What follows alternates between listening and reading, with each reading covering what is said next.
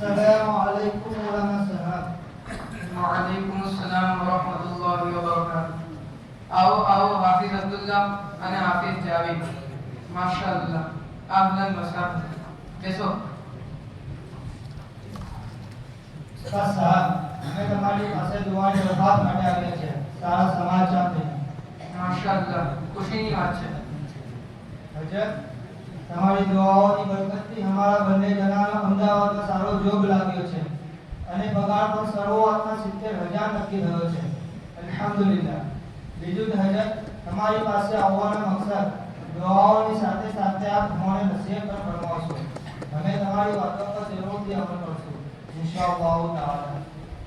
માશાઅલ્લાહ માશાઅલ્લાહ.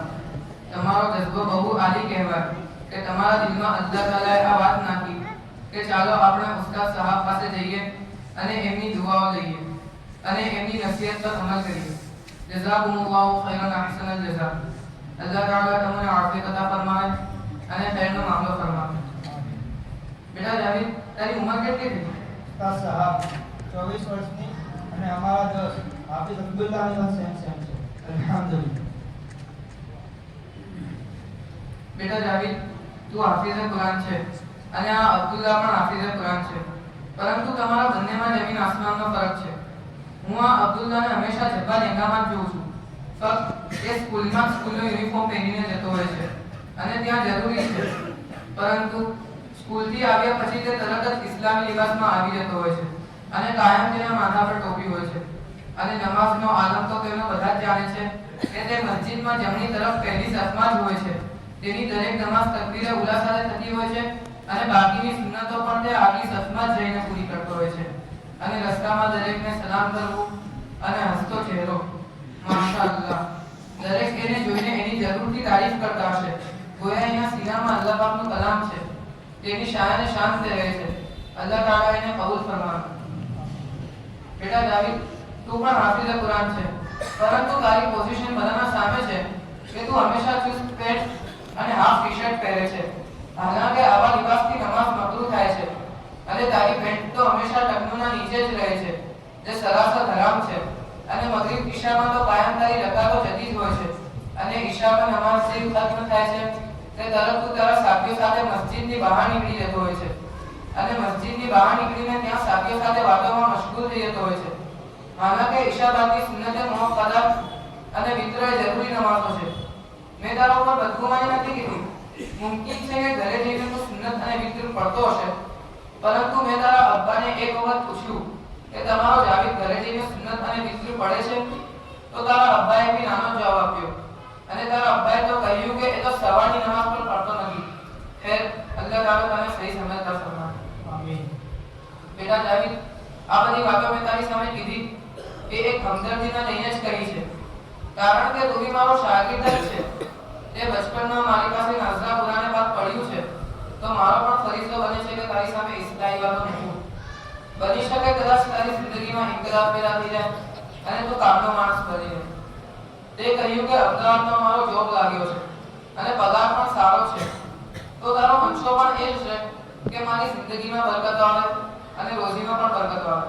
તો બેટા જાવેદ, યાદ રાખ, જિંદગીમાં અને રોજીમાં બરકતો ત્યારે જ આવશે કે જ્યારે આપણે બરકતોવાળા કામ કરીશું. અલ્લાહ તાલાને નારાજ કરવાના કામોથી કભી ભી જિંદગીમાં અને રોજીમાં બરકતો આવશે જ નહીં, બલકે પરેશાનીઓ આવશે. અલ્લાહ તાલાએ કુરાન પાકમાં ફરમાવ્યું છે, વમન અઅરદ અન ذિક્રી ફઇન્ન લહુ મঈશતન દનકા. મફહૂમ આ આયત કરીમાનો એ છે કે જે માણસ અલ્લાહ તાલાના અહકામની સહી માનામાં બજાવણી નથી કરતો, તો અલ્લાહ તાલા તેની જિંદગી તલખ અને કડી બનાવી દે છે. અલ્લાહ તાલા હિફાજત ફરમાવે. આમીન.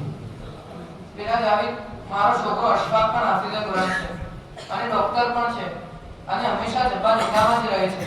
તેનો પાયજામો પણ ટકનોથી કાફી ઉપર રહે છે અને તેના ચહેરા પર માશાઅલ્લાહ શરઈ દાઢી પણ છે અને નમાઝનો તિલાવતનો પાબંદ અને તહજ્જુદ ગુજાર છે અને કહે છે કે અબ્બા, હું જ્યારે મારી ક્લિનિક પર જાઉં છું તો વુઝુ કરીને 2 રકાત સલાતુલ હાજાત પઢીને અને દુઆ કરીને જાઉં છું અને દરેક પેશન્ટને જાંચતી વખતે બિસ્મિલ્લાહ પઢી દઉં છું.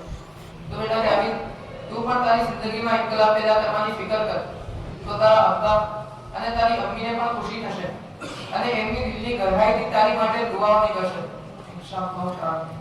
બોલાના સાહેબ, માશાઅલ્લાહ, જઝાકલ્લાહ. તમારી વાતોએ મારા સુતેલા દિલને જગાડી દીધો. હું આજથી સાચા દિલથી અલ્લાહથી દુઆ કરું છું, અલ્લાહ તાલા મને માફ ફરમાવે. આમીન.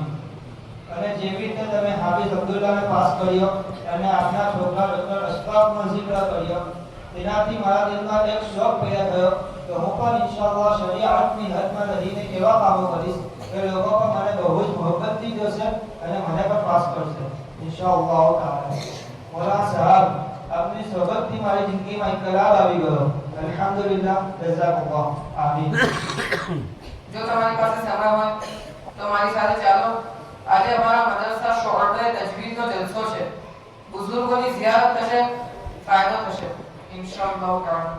જરૂર જરૂર, કેમ નહીં, અમે પણ આપની સાથે જ આવીએ છીએ. ચાલો ચાલો. माशाअल्लाह। देखिए इस प्रोग्राम के अंदर